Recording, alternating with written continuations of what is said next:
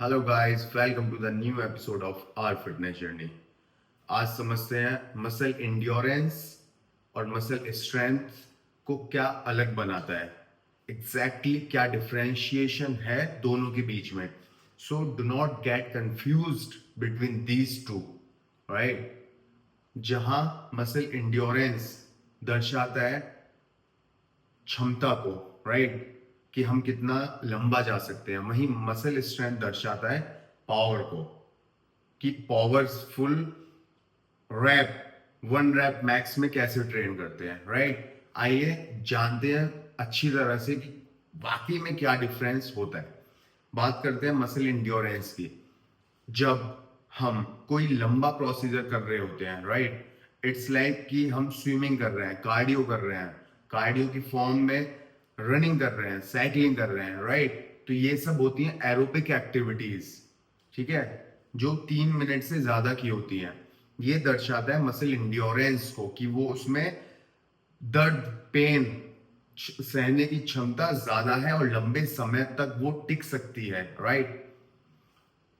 It's like जब आप 10 से 15 रेपिटेशंस के बीच में ट्रेन करते हो अपनी मसल को, और जो आपका रेस्ट का ड्यूरेशन होता है वो सिर्फ 20 से 30 सेकंड का होता है, वहां आता है आपका मसल इंड्योरेंस, राइट। वहीं साथ ही हम बात करें मसल स्ट्रेंथ का, तो मसल स्ट्रेंथ का काम होता है power, right. When we are training our 1 rep max, और हम हैवी डेडलिफ्ट कर रहे हैं, हैवी स्क्वाट्स कर रहे हैं, 1 रैप मैक्स से अलग अगर मैं बात करूं तो 1 to 6 रेपिटेशंस के बीच में, राइट, और 6 to 8 रेपिटेशंस के बीच में जब हम ट्रेन करते हैं, तब वहां मसल स्ट्रेंथ का काम होता है, राइट। तो ये दो डिफरेंशिएशन साफ है, ठीक है। अगर हम प्लैंक कर रहे हैं लंबे समय के लिए तो वो मसल इंड्योरेंस को दर्शाएगा, ठीक है। वहीं अगर हम 3 से 5 रेपिटेशन का हैवी स्क्वाट लगा रहे हैं तो वो मसल स्ट्रेंथ को दर्शाएगा, राइट। अब अगर आपका गोल है मसल बिल्डिंग, तो go for your strength training, right. हमेशा ट्रेन करना 6 से 8 रेपिटेशंस के बीच में। If your goal is fat loss, then you will go for that training जो आपको लेके जाएगी 10 से 12 रेपिटेशंस के बीच में, राइट।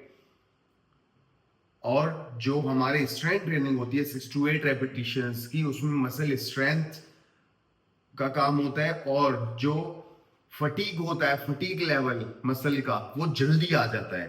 तो हमें रेस्ट पीरियड बड़ा करना पड़ता है।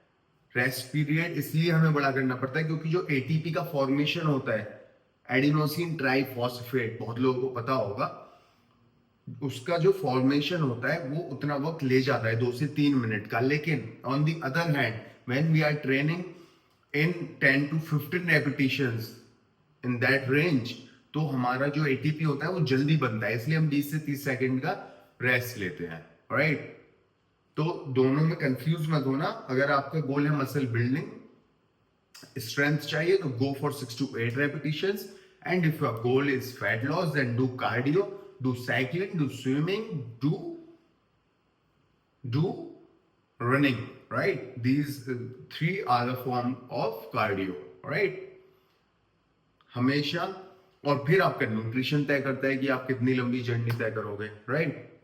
होप ये वीडियो आपको इन्फॉर्मेटिव लगा होगा। इन्फॉर्मेटिव लगा है तो पता है आपको क्या करना है। अगली वीडियो आने तक take care of yourself and your family. Say no to drugs. Over and